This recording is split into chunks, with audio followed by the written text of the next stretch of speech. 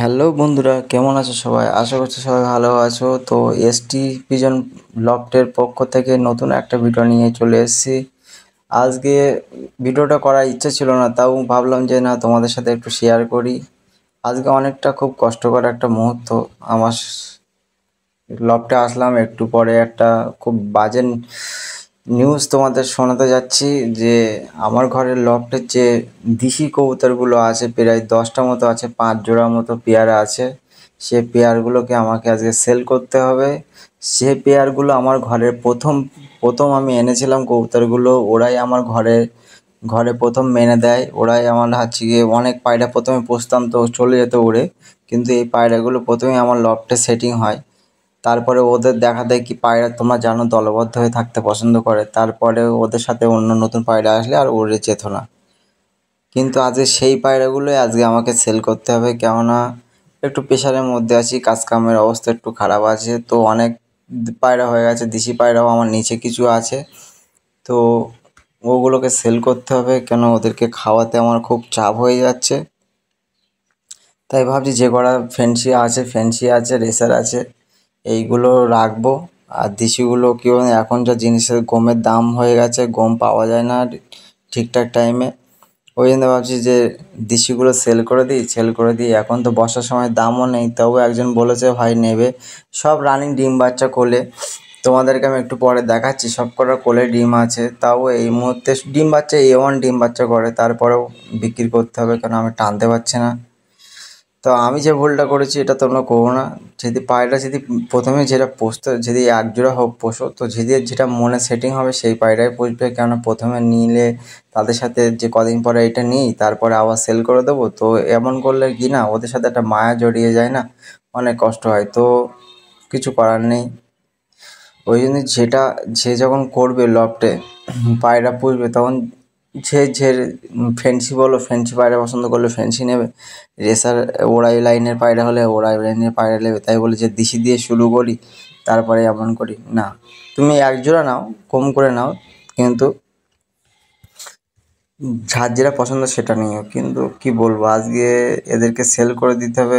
অনেক সময় মন করছে না থাক, কিছু করবো না, কিন্তু ওদেরকে তো খাওয়ানোরও তো দরকার। ওরা বাইরে যায় না, বাইরে ও সারা থাকে, কিন্তু সবসময় ঘরের মধ্যে থাকে, কারণ ওদেরকে টাইম টু টাইম খাওয়ানো অভ্যেস আছে। ওই জন্য অভ্যাসটা যেমন করে রেখেছে সেমনই আছে, জানে সকালে দিয়েছে, দুপুরে আবার ঠিক খাবার চলে আসবে। ওই জন্য ওরা যায় না কোথাও খেতে বাইরে। একদিক থেকে প্লাস পয়েন্ট, কারোর বাড়ি না গেলে অনেকে মারবে, কেউ ধরে নেবে, তো যন্ত্রণা আছে। তাই না, কালকে গম আনতে গেছিলাম, গম পাইনি, তো লাস্টে না ভুট্টার দানা নিয়ে এসেছি। আর হচ্ছে ভুট্টা ভাঙা যেগুলো গরুকে ফিড দেয়, ওই ফিড নিয়ে আসলাম, আর অল্প গম মিক্স করে খাওয়ার দিচ্ছি। চলো ওদের লটে কী কী ডিম আছে তোমাদেরকে একটু দেখাই। কি সত্যি বলছি, খুব খারাপ লাগছে। আর চ্যানেল নতুন হলে চ্যানেলটা সাবস্ক্রাইব করো, তোমাদের জন্য একটু ভিডিও বানাই। তোমরা দেখো বলেই বানাই, না তো বানানোর কোনো মানেই হয় না। তো ভালো লাগলে ভিডিওটা লাইক করো, শেয়ার করো, সাবস্ক্রাইব করো চ্যানেলে। চলো লফটে কী কী ডিম আছে তোমাদেরকে দেখাই। প্রথমে দেখতে পাচ্ছ যে আমি কালদমার বাচ্চা নিয়ে এসেছিলাম। তো একটা খুব খারাপ হচ্ছে গিয়ে, ভালো লাগছে না ঠিক। কালদমাগুলো বড্ড আশা করে নিয়ে এসেছিলাম, কিন্তু একটা পিয়ার খাচ্ছে, একটা বাচ্চা খাচ্ছে, একটা বাচ্চা আমাকে খাইয়ে দিতে চাই, গালে গালে তুলে খাইয়ে দিচ্ছি, ঠিকঠাক মতো খাচ্ছে না, কি করা যাবে। রেসারও ওই আছে, জোর নেয়নি এখনও। এর লফটের মধ্যে দেখো ডিম, এর মধ্যে একটা ডিম নিয়ে বসেছে, এটাও আজকে দিয়ে দেবো, ডিম সামনে দিয়ে দেবো। ডিম নিয়েও তাওয়া দেবে না, তারপরে ডিম দিয়ে দেবো। অনেকে ভাবে কি ডিম দেবে না, জোর। ওই একটা বসে আছে, একটা বেবি আছে, আর বেবিটা মারা গেছে, এক জোড়া ছিল। এর মধ্যে তো কিছু কিছু ডিম আছে, আর কিছু কিছু ডিম তাড়াচ্ছে, ডিম পারবে। একটা ডিম আছে এক জোড়া, এর মধ্যে এই একটা ডিম আছে, দেখতে পাচ্ছ।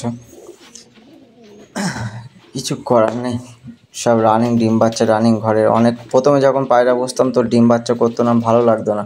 তারপরে এখন ডিম বাচ্চা করে, তারপরে এখন ছেড়ে দিতে হচ্ছে। এই একটা বসে আছে, ওই একটা বসে আছে, সব সেল হয়ে যাবে, ঘর পুরো ফাঁকা হয়ে যাবে আজকে। বালতি খারাপ। আর একটা কথা না বললে নয়, অনেকে কবুতর আমি দেখেছি আমার আশেপাশে যেটা হয়, আমাদের দেখে শখের বেশি কবুতর হোক, একটা পাখি হোক, নিয়ে তার পেছনে 2 দিন ধরে, 2 দিন 3 দিন খুব মন দিয়ে তার পেছনে ছোটাছুটি করবে, তাকে নিয়ে ঘুরবে, তাকে খাওয়াবে। তারপরে যে আস্তে আস্তে ওর প্রতি ইন্টারেস্ট কমে যাবে না, তখন আস্তে আস্তে তাকে খাওয়াবে না, না খাওয়াই রাখবে, দেখবে না, বাড়ির লোক যখন খেতে দেবে তখনই খাও, সেই সেই প্রাণীটার খাওয়া হবে। অনেক সময় বাড়ির লোকও খেতে দেয় না, এইভাবে পাখিটা হোক কবুতরটা হোক মারা যায়। তো ভাই এমন করো না, যদি সত্যি মনে যদি ভালোবাসা থাকে যে পশু পাখির প্রতি, তাহলে নিও। কেননা একটা প্রাণ এইভাবে, কেননা ঝাড় কাস্তে নেবে, সে অনেক কষ্ট করে ভালোবেসে পুষে তোমাকে দিচ্ছে, তুমি পয়সা দিয়ে কিনে নিচ্ছ, তারপরেও তার একটা ফিলিংসটা না ওখানে থাকে, যে পায়রা নিয়ে গেছে, কীভাবে রাখছে, খেতে দিচ্ছে না না দিচ্ছে। একটা সন্তানের প্রতি যেরকম ভালোবাসা হয়ে যায়, তেমনি একটা এদের সাথে সময় কাটালে এদের সেরকমই ভালোবাসা ফিলিংস জাগে।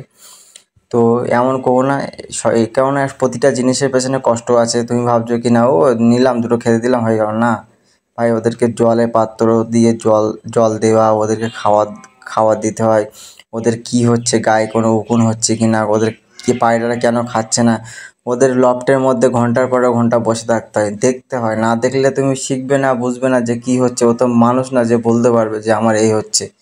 একটা পায়রা পেটে খাচ্ছে না কেন, না খাওয়াচ্ছে, পায়খানা কেমন করছে না, এদের সাথে প্রচুর সময় কাটাতে হবে। যতটা সহজে অনেকে ভেবে নেয় না, অত সহজ না। না পারলে নিও না।